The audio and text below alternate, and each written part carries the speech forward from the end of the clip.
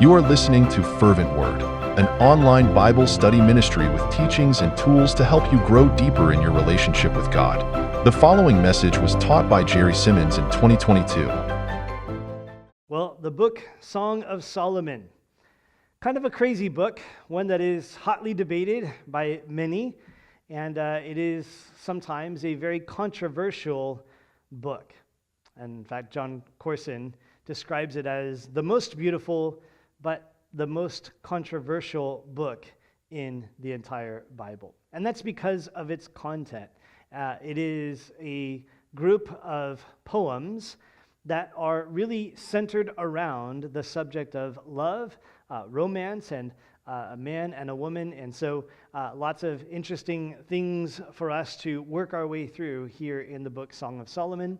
And so I've titled the message tonight as we do that, Poetic Lessons for Your Garden of Love. Poetic Lessons for Your Garden of Love. Now, there's a little bit of preparation that we need to do before we get into really the book of Song of Solomon, because there is a lot to understand as you dive into it in order to be able to understand the different pieces that are going on. And the first thing to consider is, how are we supposed to interpret or understand this book? And there's 1,000 different views of how to approach this book, how to interpret this book. I'll boil it down to kind of the main two, and that is there's the allegory perspective or the love story perspective. Throughout history, the Jewish people traditionally viewed the book Song of Solomon as an allegory, which just basically means a metaphor, a picture of God's love for Israel, and then also Israel's love for God. And so they would, throughout history, look at this book and not try to figure out literal things or practical things necessarily, but they would just use it as inspiration to contemplate, to think about, to talk about God's love for Israel and Israel's love for God. In the New Testament era, that kind of transitioned to pictures of Christ's love for the church, and then also the church's love for Christ. And so again, not looking at it so much for practical insights or things like that, but just looking at it as interesting poetry to stir up thoughts about God's love and to cause us to consider our love for the Lord. Pastor Charles Spurgeon really adopted this view and taught something like 59, I think, messages from the book Song of Solomon in regards to the love that Christ has for the church and the church for Christ. We're not going to do that. We're just going to spend this evening here and work our way through the chapters. But that is something that has been done throughout the years, and there's perhaps great value in that. But the other perspective on how to interpret and our approach to this book is to look at it as primarily a love story. That the content here is the record of a man and a woman and their love for one another, and they're joining together in marriage. And so it's a poetic description of that journey and the things that they went through.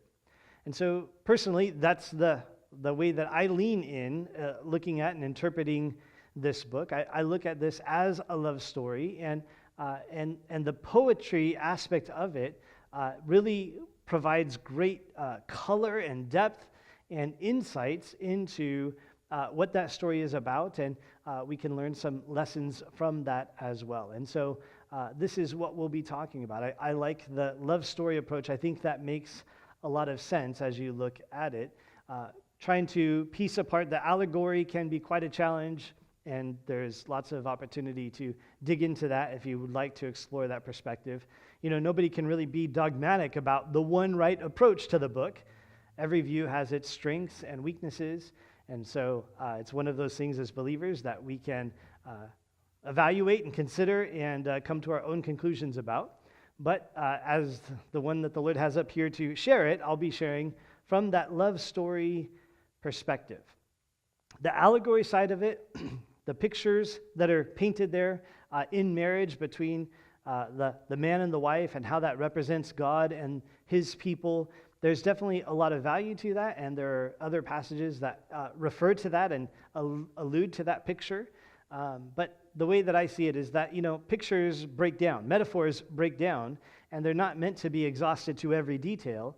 And I think that's one of the challenges when looking at Song of Solomon as an allegory, is there's a lot of details in here that you really have to jump through some hoops and work pretty hard to relate all of those things to our spiritual relationship with the Lord.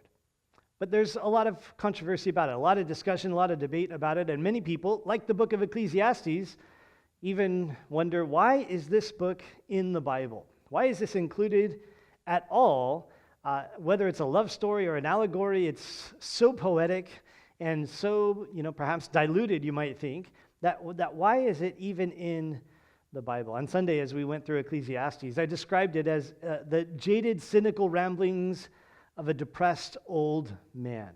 And Solomon, writing Ecclesiastes, was jaded, he was cynical, he was depressed, and that just is visible all throughout the book of Ecclesiastes. And yet, we find it valuable because if that is what you're experiencing, God wants to hear about that. And he wants you to bring those things to him, and he's able to handle and to help you with all of those things.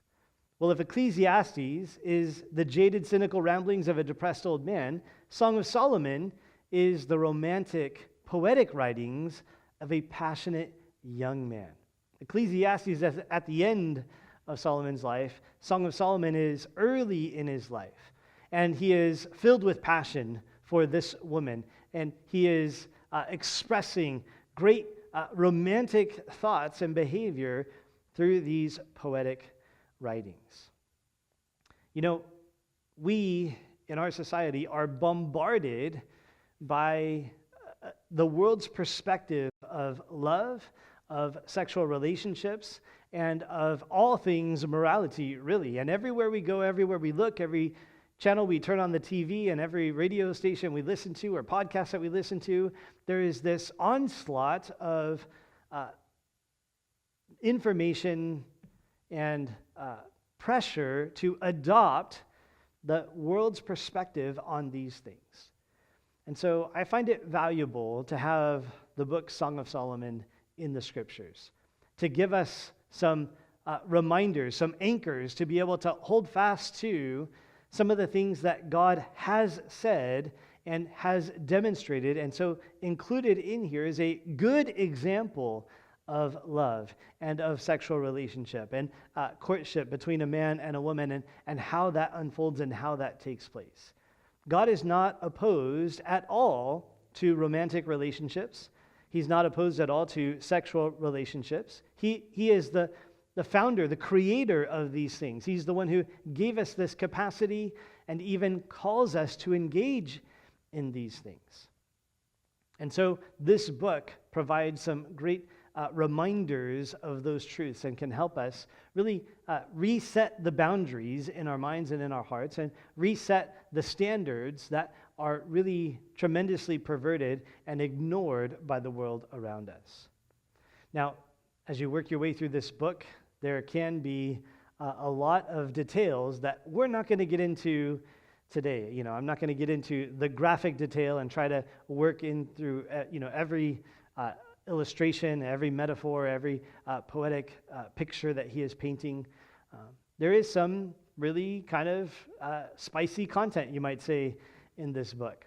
One of the early church fathers back in the New Testament era, soon after, he tells us that the Jewish people were not allowed to study the book of Song of Solomon until they were 30 years old. That they were forbidden, that, nope, you're not old enough, you can't handle this, it's too mature for you. And so even if you're married, no, not a good idea. Wait till you're 30 years old, and then you can start to handle the book Song of Solomon. And so that gives you an idea here. There's some really interesting content in here.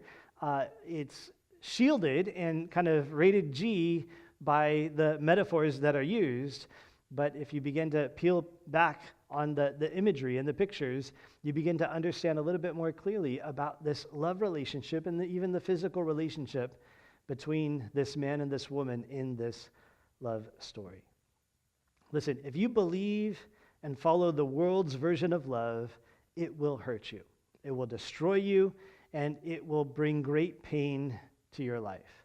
But if you will believe and follow God's design, it will bless you, and you will benefit greatly because of it. Now, as we went through Ecclesiastes last week, I reminded you of the speed limits as an illustration of understanding the context and being able to kind of pick up on the cues as you are in different streets or in different passages in the scripture, and you can kind of change your speed. Well, when it comes to the book of Song of Solomon, the speed limit that I would suggest is not 45 miles an hour, not even 25 miles an hour as in a residential area, but the speed limit I would suggest is 7.5 miles an hour. This used to always crack me up. I remember a long time ago when Larry and Vianne Hume were here, and I would help, and I kind of learned how to lead worship at their Bible study that they held in their home. And as you entered into their complex area, there was a posted sign, the speed limit of 7.5 miles an hour. And I never could quite get that right on my speedometer, but it always stood out in my mind, and I remembered it even as I was preparing this today, and I was thinking, that's perfect. As it comes to the Song of Solomon, we really have to slow down. You can't just consume these things. I mean, if you want to go 45 miles an hour and just zoom right through it, you're welcome to do that. But some of these things you really have to work on to digest, and a lot of that is because of the nature of the text. First of all, we need to understand that the culture that this is written in is entirely and completely different, radically different than the culture that we are accustomed to. And so there's a lot of things, probably in many cases, like more than any other book in the Bible, where there's a lot of like, okay, to understand this, like think about the culture and how they lived life and their relationships and what they did. There's a lot of that you have to kind of bring in as you work your way through it. Also, you need to consider the language. This was written in Hebrew and then, of course, translated to English. But translations, of course, are always really tricky and difficult. And so the translation from Hebrew to English really challenges us as well. If you think about it this way, right? Shakespeare is written in English. But I would challenge anyone, there's only a few who would be able to just sit down and read through Shakespeare's writings and understand them in the original English that he wrote them. I mean, they're written in English, but there's a lot of times where we read the English and we say, I speak English and I'm reading English, but I have no idea what he's saying or what he's talking about. In a similar way, we're looking at a book that was written in Hebrew, translated to English, and that translation works well for most of the rest of the scriptures, but there's some things that we miss in that translation, some things that we lose. And so we're talking about these things that we can't just walk through or run through. We have to really work hard to not jump to conclusions that are based on the first idea that we have as we read through a verse or a passage. And so that's what I want to encourage you to do, to slow down as you work your way through Song of Solomon, as we finish it up over the next couple days, to allow yourself some time to process and to think about, to understand what is going on in the passages. Now, I like to think of the book of Song of Solomon as a play. And so it's a play with 3 acts. Act 1 gives us the courtship of this man and woman. That's found in chapter 1 all the way through chapter 3, verse 5. And then we have Act 2, which starts in 3:6 all the way through 5:1, and that describes for us the wedding day of this bride and groom. And then Act 3 goes beyond the wedding day to a scene in their married life, and that's chapter 5, verse 2 through the end of the book in chapter 8. And so that kind of helps you break apart these things, and so we'll walk through these 3 acts together and understand a little bit more the book Song of Solomon and this play that is going on. But of course, in a play, there is a cast, and so let me introduce you to the cast. First, the really lead character of this play is the Shulamite, and she is the bride. We don't know really anything about her historically, and trying to connect this to the exact person in Solomon's life, corresponding with 1st and 2nd Kings or the other historical books of the Bible. We can't really do that. We don't know exactly who she is, but here she is, the Shulamite. She's the main character. The majority of the speaking throughout this book is her speaking it. She has the most lines in the book. But then you also have the beloved, and this is King Solomon.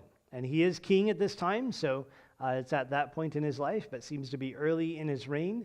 And so King Solomon and the Shulamite are the main characters. They're getting together and getting married throughout the course of this book. Then you have a couple choruses. You have the Daughters of Jerusalem, which is the female chorus, and they just kind of pipe up here or there to kind of move along the story as it goes. And then the Shulamite's brothers serve as the male chorus. And so again, they just kind of speak up here and there to move along the story as it goes. And so that's the cast. We're looking at 3 acts and learning some poetic lessons for your garden of love here in the book Song of Solomon. And so let's start with Act 1.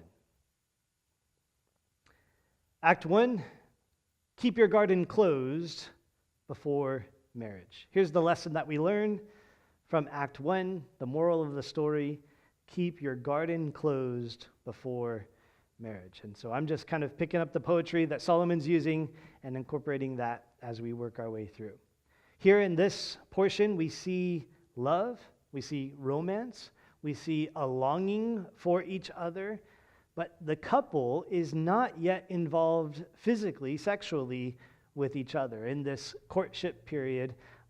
And so the garden is closed as they are not yet married. And so let's dive into this Song of Solomon, chapter 1. If you can kind of set the stage in your mind, the theater lights grow dim, the curtain opens, the spotlight finds a young woman dreamily looking off into the distance. And she says, "Let him kiss me with the kisses of his mouth." Okay, I'm not going to do that the whole time. But picture the play, right? It's a scene that's being acted out. And here in verse 2, the Shulamite says, "Let him kiss me with the kisses of his mouth, for your love is better than wine." Immediately, as we walk into the book, we see this is a love story. It is talking about romance, and there is this desire from the Shulamite for some kisses with the man of her dreams, with King Solomon, and she is desiring intimacy with the king. And so this introduces really the story for us. It begins with her. She's longing for Solomon. She's thinking about him. She's daydreaming about him. And yet she's a little bit conflicted. In verse 5, as you jump down, it says, "I am dark but lovely, O daughters of Jerusalem, like the tents of Kedar, like the curtains of Solomon. Do not look upon me because I am dark, because the sun has tanned me. My mother's sons were angry with me. They made me the keeper of the vineyards. But my own vineyards I have not kept." And so here what we get is this woman desiring to be with Solomon, desiring to kiss Solomon, to be married to Solomon. But at the same time, she finds herself not really up to the standards that she would like.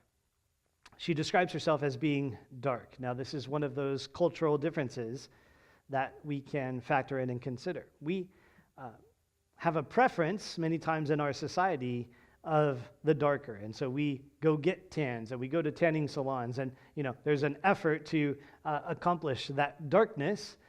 But in their society, in their culture, the darkness was an indicator that you were not very well off and that you had to work out in the fields, work outdoors, and so there would be that tanning of the sun that would happen, and it would be kind of looked upon, not with great despising, but it would be looked on like that's not the example of beauty. That's not the example. Remember Queen Esther, right? When she was going to be in preparation for her turn to be meeting up with King Xerxes.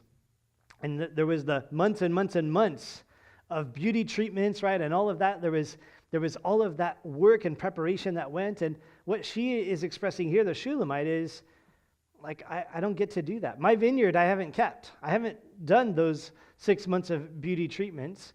I've been busy out in the field. I've had to work outside, and the sun has tanned me, and so I'm dark." And she was not excited as much at what she saw in the mirror, but at the same time, she was longing for and desiring for Solomon. Verse 7, she says to her beloved, "Tell me, O you whom I love, where do you feed your flock? Where you make it rest at noon? For why should I be as one who veils herself by the flocks of your companions?"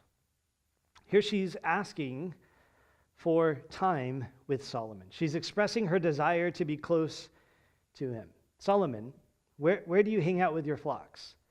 Don't make me go wander from field to field to field trying to find you. Like, tell me where you are. I want to come near and spend time with you." And so she's expressing this desire to be close to Solomon, and Solomon reciprocates in verse 8.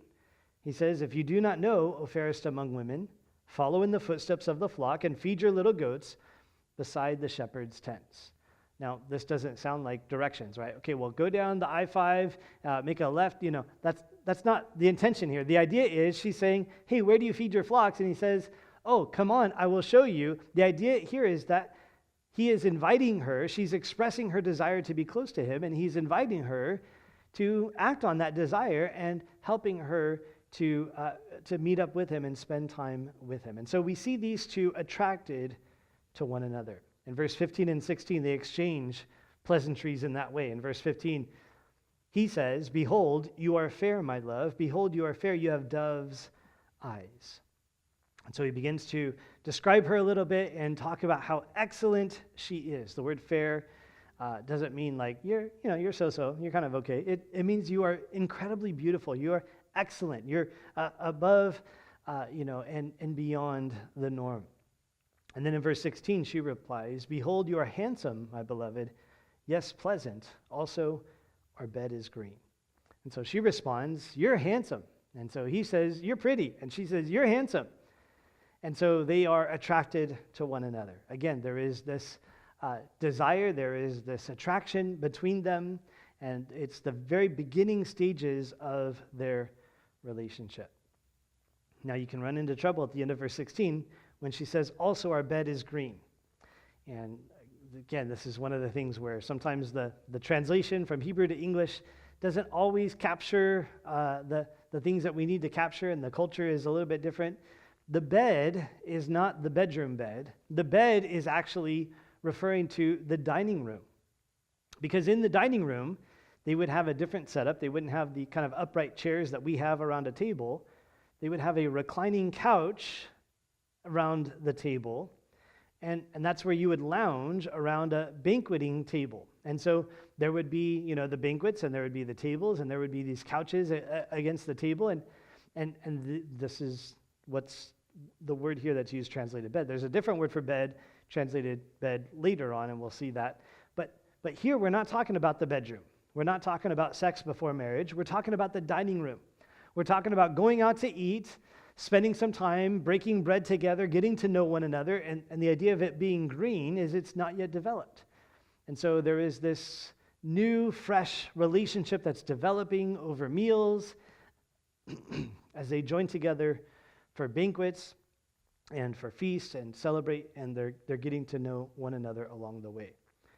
All right, I'm going to speed up the pace a little bit here, moving on to chapter 2 of Song of Solomon, verse 4. The Shulamite says to the daughters of Jerusalem, "He brought me to the banqueting house, and his banner over me was love." Now she gets to join in one of those banquets. She's on the couch with him, and she says, "The banner that he had over me was love." This is a common phrase for us in the church. We have songs about it. His banner over me is love, right? Talking about God's banner over us. What she is saying here when she says his banner over me was love is that he was public about his intentions and desires for her. A banner for the tribes of Israel would be used to display proudly, prominently, to identify the group that you belong to. And so each tribe of Israel had their banner with their specific emblem on it, and when they would march through the wilderness, they would have the person up leading the charge with the banner so that everybody in the tribe could see that's That's our tribe, that's where I belong, and I'm in the place where I need to be. It was an announcement to everybody else, we are this tribe. Well, in a similar way, his banner over me is love, is a poetic way of expressing that he publicly, in front of everybody, at this whole banquet, it's like he put up a banner and said, I love the Shulamite. And he let everybody know. It was clear, and he wasn't hiding the fact that he desired her and that he loved her. And so perhaps that would be a little bit like changing your relationship status on Facebook today, right? We had a coworker this past weekend who got married, and we were all eagerly waiting, did it actually happen? Over the weekend, we're looking at his Facebook page, waiting for it to update. Oh, there it is. There's the pictures. Their relationship status changed. They're married. And so now it's public. The banner over me is love. In a similar way, she's like, yeah, it was clear. He was declaring his love for me and not keeping it a secret. Verse 5, sustain me with cakes of raisins, refresh me with apples, for I am lovesick. And so here, as we move along in the story, this is later on, after the banquet. Now they're separated because they're not married yet. So they get together for feasts and banquets and celebrate and that kind of thing. But then they go back to their separate ways. And so now she's lovesick because they had this feast. It was wonderful, but they're not married yet. So she's not continuing to be with him. Verse 8. The voice of my beloved, behold, he comes leaping upon the mountains, skipping upon the hills. So they spend some time apart, but then they visit again, and she hears his voice, and it causes her heart to leap, and she's so excited at the sound of his voice, and just really, describing those early days of a relationship where she is so excited to hear him and to see him again. Verse 16, my beloved is mine, and I am his. He feeds his flock among the lilies. And so now they're separated again. They're separated for now, but she has full confidence in their relationship. My beloved is mine, and I am his.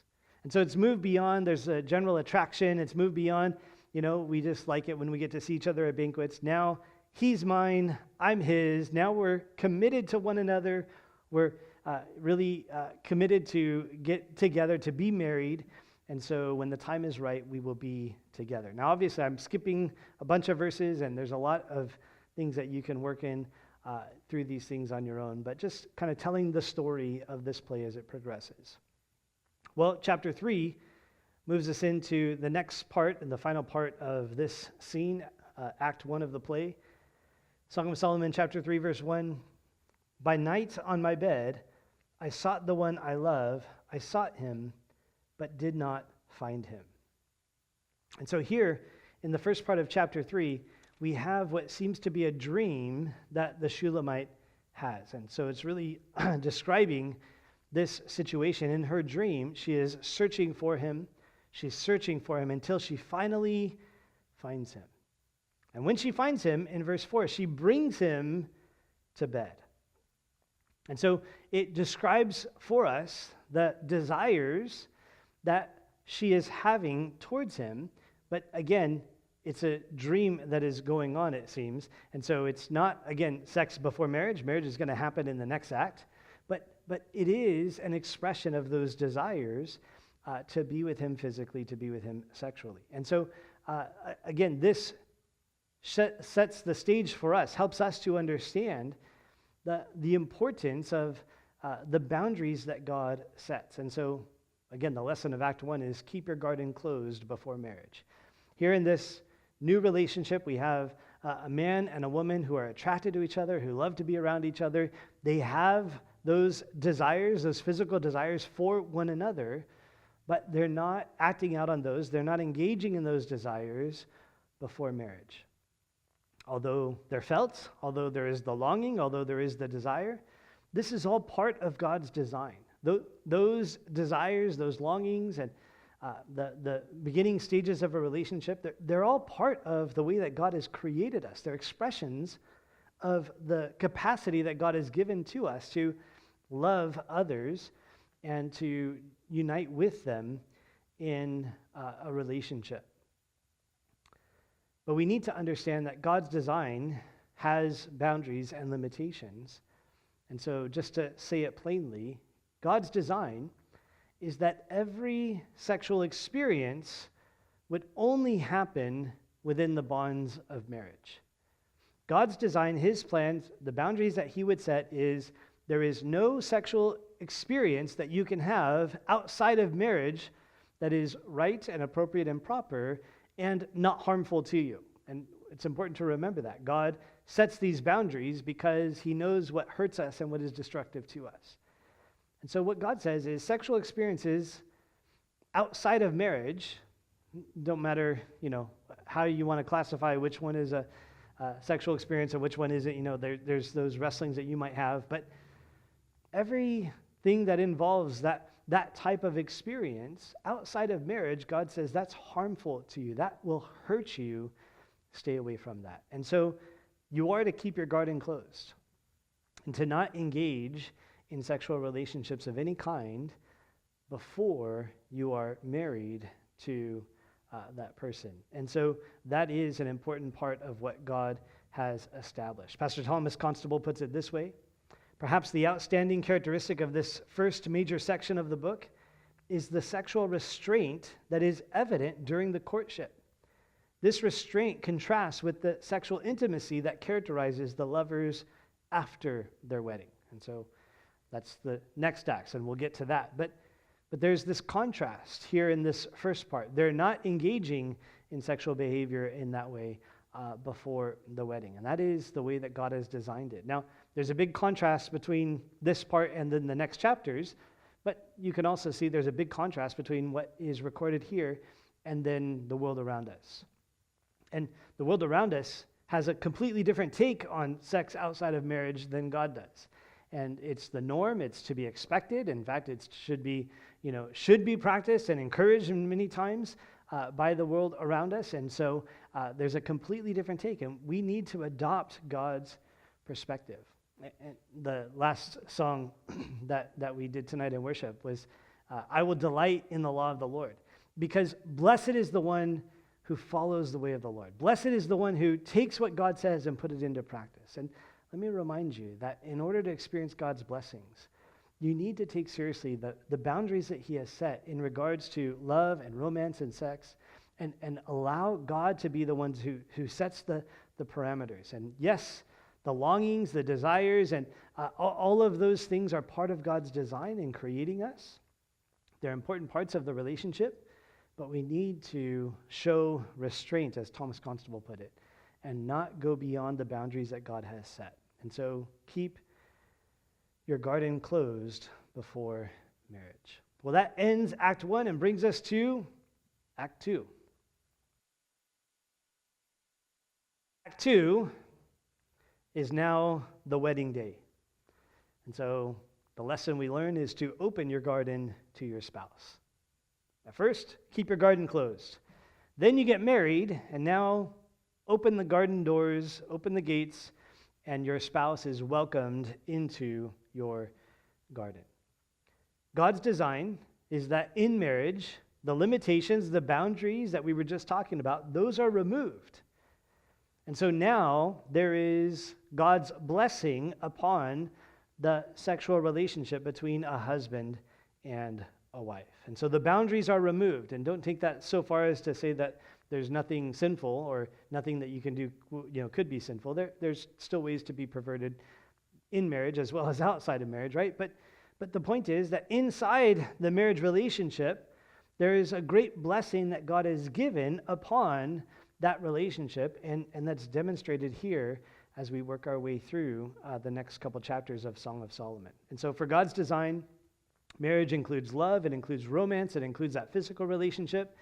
It's not just obligation, repopulation, carrying on the family name, the tribe name, or anything like that.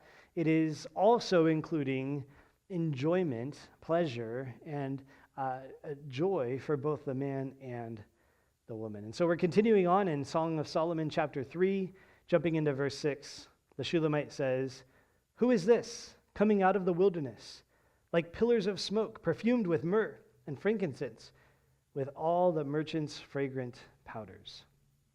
Who is this, she says, coming out of the wilderness? We jump forward now to a scene where she is at home and she sees off in the distance this cloud coming up. And it's a cloud that's coming up because there is a big entourage coming her way. The marriage customs of the Jewish people were very different than ours. They would be engaged or betrothed to one another for usually a year, sometimes 2 years. And during that time, the groom-to-be was busy preparing the place for them to live after the wedding.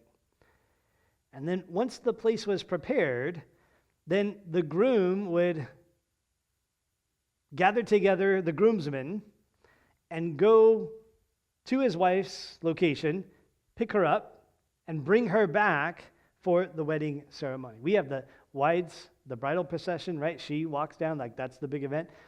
It was almost completely backwards and radically different, right? The wedding guests weren't even gathered yet. The guy's preparing the place. Then he travels miles, hundreds of miles, depending on where she is and where he is, right? And he collects her. He grabs her. I'm trying to figure out a good word to say that. He picks her up and he brings her back to the place of the wedding for them to be able to have the wedding ceremony and then begin to celebrate that. Now, what's interesting also about that is that as the guy is preparing the place, he doesn't set the date ahead of time. He doesn't say, okay, I'm going to work on this for about 6 months and then I'll come get you. He actually doesn't know the date that he will be able to come and pick her up because it was the father in their culture who had the final say that the place was prepared for the bride to come. So you can kind of picture it this way, right? It was like the final chance of the father to educate the son. Son, you can't expect her to live on the dirt. You put down some flooring, put down some carpet. And son, why do you have the walls half painted one color and half painted another color? That's not good, son. No, before you go get her, you need to fix this place up, put things in order. And so he would be helping his son to put together the home that they would live in. And then when the father told the son, okay, everything's set, everything's ready, you're good to go pick up your bride. Then he would be able to go and receive her. And it gives a little bit of fresh insight to John chapter 14, where Jesus says, in my Father's house are many mansions. If it were not so, I would have told you. I go to prepare a place for you.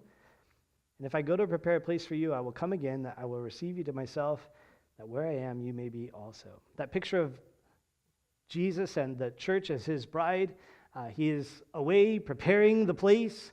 The Father knows the time, and when the time is ready and all the preparations are made, then the Son's going to come collect the bride and bring her to himself. There's some great pictures there and visuals that they would have understood based on the cultures and customs of their day. But here in Song of Solomon, this is what we see, the wedding day. The place is prepared, everything is ready. Now he is coming to receive her, to pick her up and bring her to the wedding ceremony. And so Solomon is coming to get his bride. The Shulamite is joining with him. Verse 7, it says, behold, it is Solomon's couch with 60 valiant men around it of the valiant of Israel. Verse 11, go forth, O daughters of Zion, and see King Solomon with the crown with which his mother crowned him on the day of his wedding, the day of the gladness of his heart. And so it's this glorious picture, this grand entrance, collecting her, heading back to the place of the ceremony. It's the wedding day, the feast day, the celebration is about to begin. And so we see this grand picture of Solomon and his entourage coming, seated in his chair. Chapter 4 now, verse 1. The beloved speaks, he says, behold, you are fair, my love. Behold, you are fair, you have dove's eyes behind your veil. Your hair is like a flock of goats going down from Mount Gilead. And so here Solomon is describing his bride on their wedding day. And some of the descriptions don't translate well through the years. Your teeth are like a flock of shorn sheep which have come up from the washing. Each one of them bears twins. None of them is barren. He's basically saying, you got a really nice smile. You have beautiful teeth. Your lips are like a strand of scarlet, on and on. Your neck's like a tower of David. These are descriptions that would have been meaningful to her and poetic in describing her beauty. These are all compliments But if you try to take these and use them and share them with your spouse today, they may not be received as such a compliment as she received them. But he's just enamored. He is excited about how beautiful she is, and so this description flows forth from him. Now, as we go on, chapter 4, verse 6 through chapter 5, verse 1 are a description of the wedding night. Verse 6 says, "Until the day breaks and the shadows flee away, I will go my way to the mountain of myrrh and to the hill of frankincense." So they're talking now about spending their first night together. He's referring to the wedding night, and they're going to consummate the marriage. In verse 7, he says, "There is no spot in you," and so referring to her as a virgin, a pure, spotless bride. Verse 12, he says, "A garden enclosed is my sister, my spouse, a spring shut up, a fountain sealed." Again, a description of her virginity and the exclusivity of that part of her life that he is now participating in. Verse 15, "A fountain of gardens, a well of living waters, and streams from Lebanon." And so this garden picture is a reference to that relationship, her virginity, their now shared experience together. Gardens in those days were enclosed for privacy, for protection, and again, that's how it is to be. Before marriage, that there is to be that closed garden. But then on the wedding day and in the marriage relationship, there is to be a sharing, an opening up of the garden. Check out verse 16. She responds, she says, "Awake, O north wind, and come, O south wind. Blow upon my garden, that its spices may flow out. Let my beloved come to his garden and eat its pleasant fruits." And so describing here their initial relationship, notice the change in wording. She talks about my garden in verse 16, but also in verse 16, she transitions to his garden. She says, "Blow upon my garden that its spices may flow out. Let my beloved come to his garden and eat its pleasant fruits." That now there is a sharing of the gardens that was not there before. And it was my garden, now it's his garden. There's a transition taking place on the wedding day. Pastor David Guzik says, "This is the moment of yielded virginity, where the beloved is invited to enjoy the previously protected and sealed sexuality of the maiden. A line before, the maiden called it my garden. Now it was his garden." Now, this is not just something we find in poetry in this, one book of the Old Testament. The Apostle Paul in 1 Corinthians makes this point, 1 Corinthians 7:4. "The wife does not have authority over her own body, but the husband does. And likewise, the husband does not have authority over his own body, but the wife does." And then he goes on to describe the importance of sharing the garden and participating with one another in that relationship and in the physical side of the relationship of husband and wife. Well, verse 1 of chapter 5, the beloved says, "I have come to my garden, my sister, my spouse. I have gathered my myrrh with my spice. I have eaten my honeycomb with my honey. I have drunk my wine with my milk." And he says to his friends, "Eat, O friends, drink. Yes, drink deeply, O beloved ones." This is another interesting part of their culture and their customs. They have their first encounter physically as husband and wife. And what does he do? He goes and tells his friends, "Eat, O friends, drink. Yes, drink deeply, O beloved ones." This is very strange for us. But in their culture, the sexual relationship was not something that was scorned or frowned upon, even though they were very modest, but it was something that was celebrated. And the way that they would celebrate is the wedding day, as I talked about earlier, would start when the guy would go pick up the girl, bring her back to the place of the ceremony. They would have the wedding ceremony, and then they would have a feast that would last for 7 days. Well, the feast would not begin until this announcement was made. And so he goes out and he says, "Eat, O friends, drink, yes." He's saying, let the feast, the celebration begin. The wedding ceremony is complete. And so the wedding guests would be told when the marriage was consummated, and then they would begin that 7-day feast, that celebration. I imagine that made for some awkward, kind of sitting around the reception table, just like waiting, taking a while. I mean, that could be a good sign, or maybe they just don't know what they're doing. It's taking them a while to figure it out.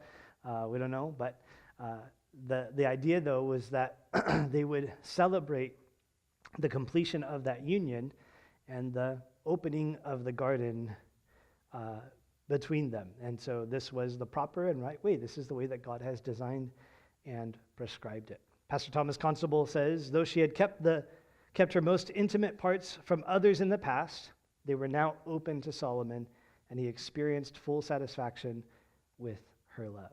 Again, this is God's design. Before marriage, the garden is closed. In marriage, the garden is open and meant to be shared. Again, not just random Old Testament passages that tell us this. Hebrews 13:4 also tells us marriage is honorable among all, and the bed undefiled, but fornicators and adulterers God will judge. Sexual relationship within the parameters that God has established, it's blessed, it's honorable. Sexual relationships outside of that, fornicators, adulterers, the author of Hebrews says God will deal with those who engage in that because that is not God's design. Well, that brings us to the end of the wedding day and now the end of Act 2. Now we'll work our way into Act 3 through the rest of the book. Act 3 is now some further things beyond the wedding day. The lesson I put down for this is that we maintain your garden with your spouse. Now, as you go forward in the marriage relationship, there is a maintenance that is required. And so they're married now, and what we see right off the bat is that they experience some conflict. And there's always going to be conflicts in marriage, even for the couple that was just, a few pages earlier, madly in love and dreaming about each other and complimenting each other with great descriptions of each other. All of that is true, and yet within marriage, because of our sinful nature, there's always going to be conflict. There's always going to be ways that we fall short, and even if I try my hardest as a husband, I'm always going to fall short and fail in many different ways. And the sad thing about us as husband and wife is that we don't even always try our hardest. Even when we try our hardest, we will fail. But we don't always try our hardest. And so there's going to be issues and failures and conflicts that we will face in marriage. And God's design is for us to learn to work through those things and to love each other in spite of those limitations and failures, in spite of our sinful nature, in spite of our selfishness, that we would develop and grow in our love for one another in that covenant, in that commitment to one another.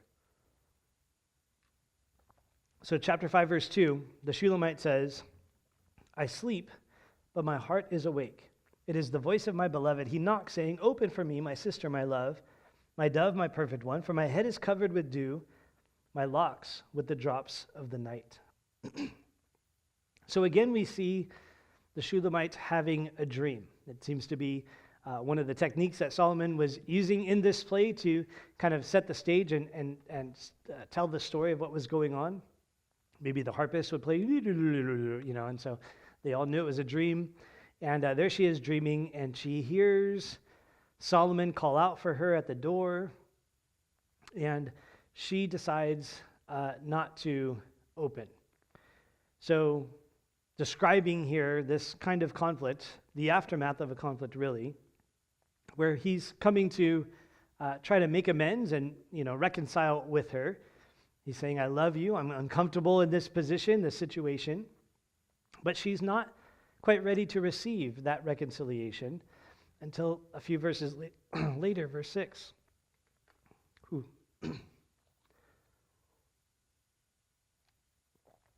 I might have done one song too many today. Verse 6, she says, I opened for my beloved, but my beloved had turned away and was gone. My heart leaped up when he spoke. I sought him, but I could not find him. I called him, but he gave me no answer. And so she's describing this intense desire for her beloved, but now he is not there. He was there, but she was not ready to reconcile at that point. And then when she gets up to open the door, he's gone, he's given up. And really it describes a very realistic type of conflict that often happens within a marriage relationship. Again, this is all part of her dream, so this isn't necessarily trying to say this is exactly something that happened, but the idea is that there was this failure, this conflict, there was this battle that happened perhaps, and then now in the aftermath, they're not quite in sync yet. They're kind of desiring to get right together, to be reconciled together, but they're a little bit out of balance or a little bit out of step with one another. Pastor David Guzik says here the writer gave us an emotionally accurate picture of the dynamic of conflict in a relationship, especially in marriage. And many times that's going to happen where after the conflict, one is ready to resolve the conflict while the other is not quite ready. And then when that other one is ready, then the other one is given up. The initial person gave up because they were ready before, and now it's taken too long. And so now they're still out of sync. And so this is where we find them. In verse 9, the daughters of Jerusalem, this is the chorus that I mentioned, they say, "What is your beloved more than another beloved, O fairest among women? What is your beloved more than another beloved that you so charge us?" Here, essentially, they're saying, what's so special about your guy? Why are you working so hard to reconcile and to get back together with him in that way? Well, then verses 10 through 16, she says, well, I'll tell you what's so great about him. And she now describes him in a similar way that he had described her previously. Now, it seems that the descriptions of a man are much more transferable through language and time and history than the descriptions of a woman like Solomon used, because ladies, if you read these verses and say them to your husband or the guy that you're interested in, he will take all of these and it'll put a big smile on his face, and he'll be really happy that you think he's so great. And so you can read through that and see her description of him. Well, chapter 6, verse 1, they begin to reconcile. Verse 1, "Where is your beloved gone, O fairest among women? Where is your beloved turned aside, that we may seek him with you?" And she says, "My beloved has gone to his garden, to the bed of spices, to feed his flock in the gardens and to gather lilies. I am my beloved's, and my beloved is mine. He feeds his flock among the lilies." And so now there is the restored relationship. I'm my beloved's, he is mine. We're back together in the garden of love. And so there is this reunion and reconciliation that takes place. Solomon in verses 4 through 7 describes her beauty again. And so they're kind of renewing and restoring that attraction for one another, that passion for one another. Then chapter 7, verse 6, he says, "How fair and how pleasant you are, O love, with your delights. This stature of yours is like a palm tree, and your breasts like its clusters. I said, I will go up to the palm tree, I will take hold of its branches." And you get the point, right? So now they're reconciling, they're restoring, and they're continuing on in their relationship together. She says in verse 9, "The wine goes down smoothly for my beloved, moving gently the lips of the sleepers." And so clearly, Solomon and the Shulamite are describing their desire for physical intimacy with one another. And in their marriage relationship, it is blessed by God. It is part of God's design. And it is now restored after this conflict that they had previously. This description of union is interesting. And I like the way this author put it, Craig Glickman. He says, "Whereas the wedding night focused on the purpose of sex as the consummation of marriage, this night focuses on the purpose of sex as the nourishment of marriage. As they fell asleep, the last kiss lingered in each other's minds like the aftertaste of good wine." The idea here is that they are enjoying their relationship with one another, and that is as God intends. Well, chapter 8 wraps it up. There's a couple things in here, but I'm not going to get into them. And so you can explore those things on your own they continue on in their relationship. There's some cultural things to wrestle with in chapter 8 a little bit. You don't have to wrestle with it, but just to understand, to be able to put it into perspective. But this scene, I think, sets the stage for us pretty well.